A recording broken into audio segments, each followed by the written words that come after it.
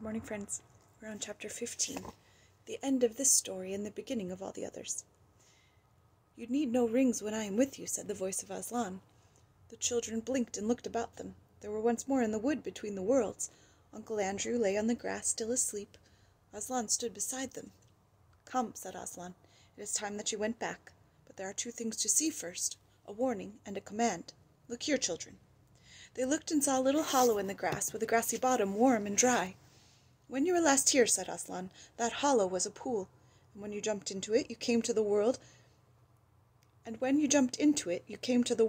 where a dying sun shone over the ruins of Charn. There is no pool now. That world has ended, as if it had never been. Let the race of Adam and Eve take warning." "Yes, Aslan," said both the children, but Polly added, "But we're not quite as bad as that world, are we, Aslan?" "Not yet, daughter of Eve," he said, "not yet, but you are growing more like it. It is not certain that some wicked one of your race will not find out a secret as evil as the deplorable word, and use it to destroy all living things. And soon, very soon, before you are an old man and an old woman, great nations in your world will be ruled by tyrants who care no more for joy and justice and mercy than the Empress Jadis. Let your world beware. That is the warning. Now for the command. As soon as you can, take from this uncle of yours his magic rings and bury them so that no one can use them again." Both the children were looking up into the lion's face as he spoke these words, and all at once, they never knew exactly how it happened, the face seemed to be a sea of tossing gold in which they were floating, and such a sweetness and power rolled about them and over them and entered them, that they felt they had never really been happy or wise or good or even alive and awake before. And the memory of that moment stayed with them always, so that as long as they both lived, if ever they were sad or afraid or angry, the thought of all that golden goodness, and the feeling that it was still there, quite close, just round some corner and just behind some door, would come back and make them sure, deep down inside, that all was well. Next minute all three of them, Uncle Andrew now awake, came tumbling into the noise, heat, and hot smells of London.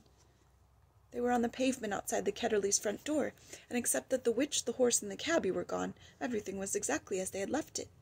There was the lamp-post with one arm missing, there was the wreck of the hansom cab, and there was the crowd. Everyone was still talking, and people were kneeling beside the damaged policeman, saying things like, "He's coming round," or "How do you feel now, old chap?" or "The ambulance will be here in a jiffy." "Great Scott," thought Diggory, "I believe the whole adventure's taken no time at all." Most people were wildly looking round for Jadis and the horse. No one took any notice of the children, for no one had seen them go, or noticed them coming back. As for Uncle Andrew, what between the state of his clothes and the honey on his face, he could not have been recognized by anyone. Fortunately, the front door of the house was open, and the housemaid was standing in the doorway staring at the fun. What a day that girl was having! So the children had no difficulty in bustling Uncle Andrew indoors before anyone asked any questions.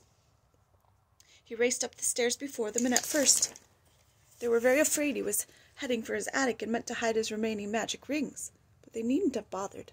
What he was thinking about was the bottle in his wardrobe, and he disappeared at once into his bedroom and locked the door. When he came out again, which was not for a long time, he was in his dressing gown and made straight for the bathroom. "Can you get the other rings, Paul?" said Diggory. "I want to go to Mother." "Right. See you there," said Polly, and clattered up the attic stairs. "See you later."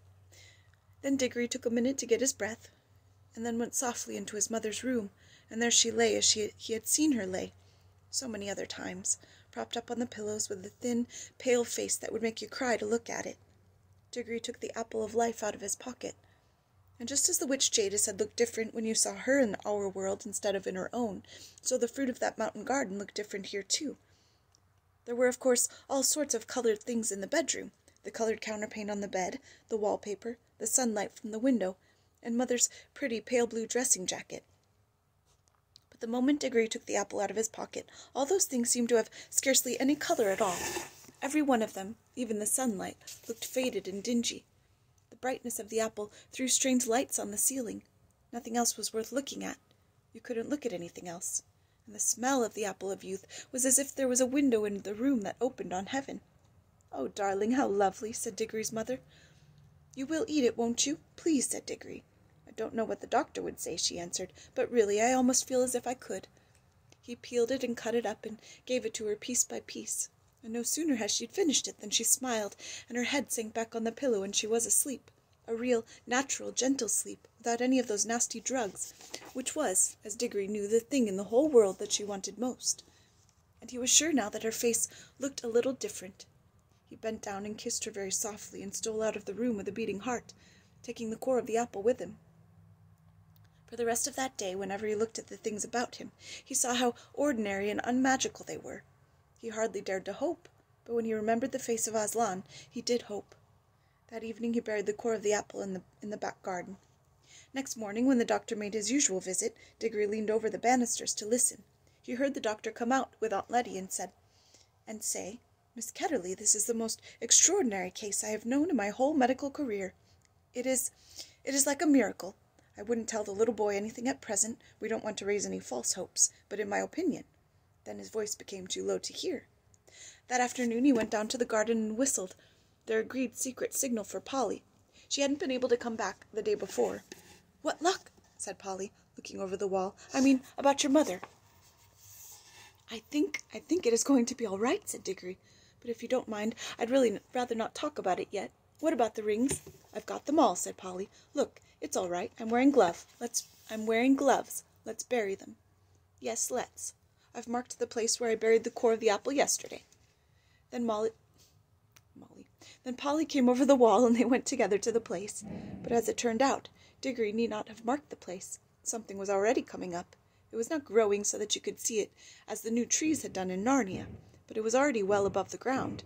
They got a trowel and buried all the magic rings, including their own ones, in a circle round it. About a week after this, it was quite certain that Diggory's mother was getting better. About a fortnight later, she was able to sit out in the garden, and a month later, that whole house had become a different place. Aunt Letty did everything that Mother liked. Windows were opened, frowsy curtains were drawn back to brighten up the rooms. There were new flowers everywhere and nicer things to eat, and the old piano was tuned, and Mother took up her singing again, and had such games with Diggory and Polly that Aunt Letty would say, "I declare, Mabel, you're the biggest baby of the three." When things go wrong, you'll find they usually go on getting worse for some time, but when things once start going right, they often go on getting better and better. After about 6 weeks of this lovely life, there came a long letter from Father in India, which had wonderful news in it. Old great-uncle Kirk had died, and this meant, apparently, that Father was now very rich. He was going to retire and come home from India for ever and ever. And the great big house in the country, which Diggory had heard of all his life and never seen, would now be their home. The big house with the suits of armor, the stables, the kennels, the river, the park, the hot houses, the vineries, the woods, and the mountains behind it. So that Diggory felt just as sure as you that they were all going to live happily ever after. But perhaps you would like to know just one or two more things. Polly and Diggory were always great friends, and she came nearly every holiday to stay with them at their beautiful house in the country, and that was where she learned to ride and swim and milk and bake and climb. In Narnia, the beasts lived in great peace and joy, and neither the witch nor any other enemy came to trouble that pleasant land for many 100 years. King Frank and Queen Helen and their children lived happily in Narnia, and their second son became king of Archenland. The boys married nymphs, and the girls married wood gods and river gods. The lamp-post which the witch had planted, without knowing it, shone day and night in the Narnian forest, so that the place where it grew came to be called Lantern Waste. And when many years later another child from our world got into Narnia on a snowy night, she found the light still burning, and that adventure was, in a way, connected with the ones I have just been telling you about. It was like this. The tree which sprang from the core of the apple that Diggory planted in the back garden lived and grew into a fine tree. Growing in the soil of our world, far out of the sound of Aslan's voice and far from the young air of Narnia, it did not bear apples that would revive a dying woman as Diggory's mother had been revived, though it did bear apples more beautiful than any others in England. And they were extremely good for you, though not fully magical. But inside itself, in the very sap of it, the tree, so to speak, never forgot that other tree in Narnia to which it belonged. Sometimes it would move mysteriously when there was no wind blowing. I think that when this happened, there were high winds in Narnia, and the English tree quivered because at that moment the Narnia tree was rocking and swaying in a strong southwestern gale. However that might be, it was proved later that there was still magic in the wood. For when Diggory was quite middle-aged, and he was a famous learned man, a professor, and a great traveller by that time, and the Ketterleys' old house belonged to him. There was a great storm all over the south of England which blew the tree down. He couldn't bear to have it simply chopped up for firewood, so he had part of the timber made into a wardrobe, which he put in his big house in the country, and though he himself did not discover the magic properties of that wardrobe, someone else did. That was the beginning of all the comings and goings between Narnia and our world, which you can read of in other books. When Diggory and his people went to live in the big country house, they took Uncle Andrew to live with them, for Diggory's father said, "We must try to keep the old fellow out of mischief, and it isn't fair that poor Letty should have him always on her hands." Uncle Andrew never tried any magic again as long as he lived. He had learned his lesson, and in his old age he became a nicer and less selfish old man than he had ever been before. But he always liked to get visitors alone in the billiard-room and tell them stories about a mysterious lady of foreign royalty with whom he had driven about London. A devilish temper she had, he would say, but she was a dem fine woman, sir, a dem fine woman. Have a good day, friends.